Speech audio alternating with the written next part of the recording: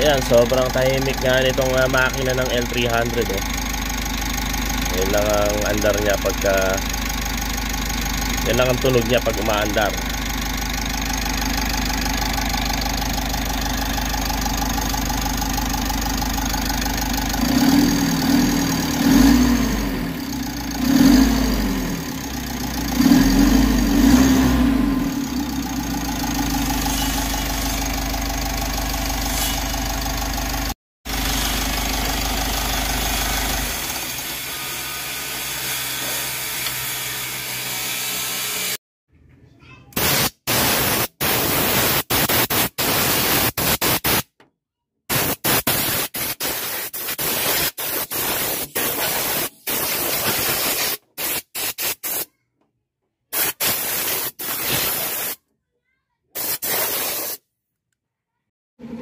So ito mga kas, madali lang naman itong tanggalin.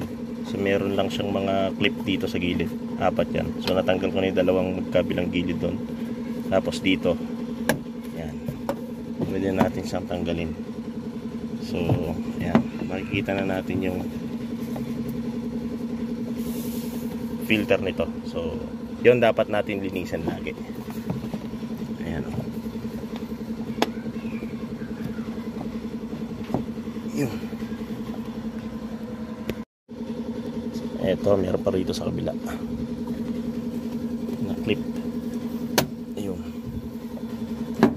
So yan, tatanggal na natin ito.